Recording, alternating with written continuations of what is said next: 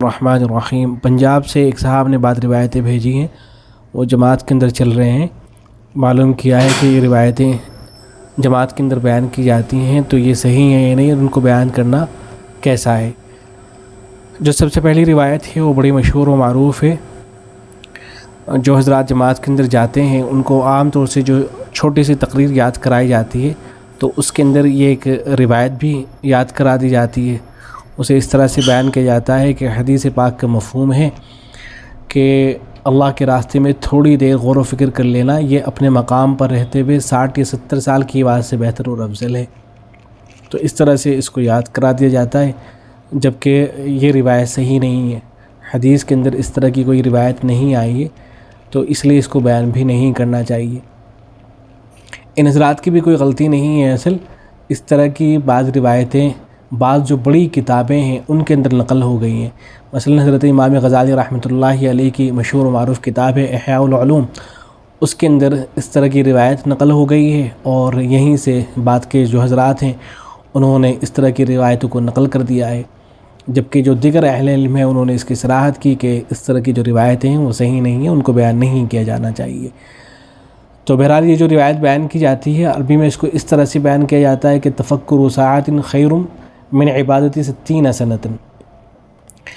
تو ان الفاظ کے ساتھ یہ جو روایت آئی ہے اس کے بارے میں اہل علم نے صراحت کی ہے کہ یہ روایت مرفوعاً ثابت نہیں ہے، اللہ کے نبی صلی اللہ علیہ وسلم سے ثابت نہیں ہے۔ چنانچہ حضرت شیخ یونس جونپوری رحمۃ اللہ علیہ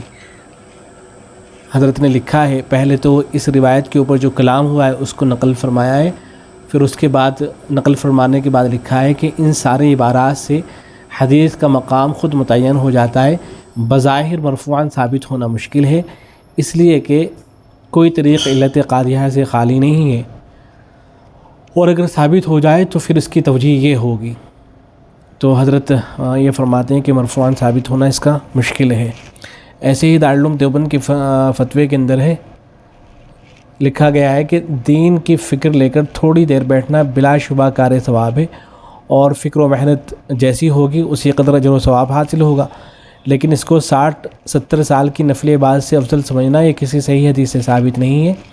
اس مضمون کی زبان زد روایت فکر ساعۃ خیر من عبادت 60 سنہ کو متعدد علماء اور ناقدین حدیث نے نہایت ضعیف بلکہ موضوع قرار دیا ہے، اس لیے عام مجالس میں اسے بیان کرنے سے گریز کرنا چاہیے۔ مولا علی قائم رحمۃ اللہ علیہ لکھتے ہیں لیس بحدیث انما هو کلام السری سختی، کہ یہ حدیث نہیں ہے بلکہ کوئی بزرگ ہیں سری سختی ان کا کلام ہے۔ تو حاصل یہ کہ یہ حدیث نہیں ہے، اسے حدیث کے نام پر بیان نہیں کرنا چاہیے۔ تو یہ جو گفتگو ہوتی ہے اور یہ جو بات ہوتی ہے جس کے اندر اس جملے کو شامل کیا گیا ہے کہ حدیث پاک کا مفہوم ہے، تو یہ جو حدیث پاک کا مفہوم ہے کہ عنوان سے اس بات کو بیان کر دیا جاتا ہے، تو اس جملے کو اس گفتگو سے نکال دینا چاہیے اور حدیث کے نام پر اس بات کو بیان نہیں کرنا چاہیے۔ ایسے ہی یہ روایت بھیجی ہے جس میں یہ ہے کہ جس شخص کی طرف اللہ تعالیٰ ایک مرتبہ رحمت کی نگاہ سے دیکھتا ہے تو اسے جہاد کے لیے قبول فرما لیتا ہے،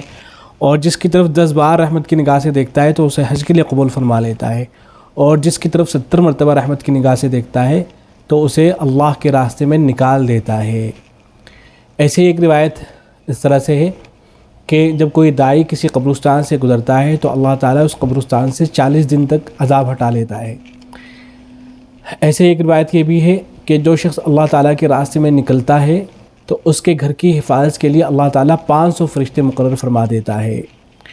تو یہ روایتیں بھی بالکل صحیح نہیں ہے، ان کو حدیث کے نام پر بالکل بھی بیان نہیں کرنا چاہیے۔ حدیث بیان کرتے ہوئے بہت زیادہ احتیاط کی ضرورت ہے۔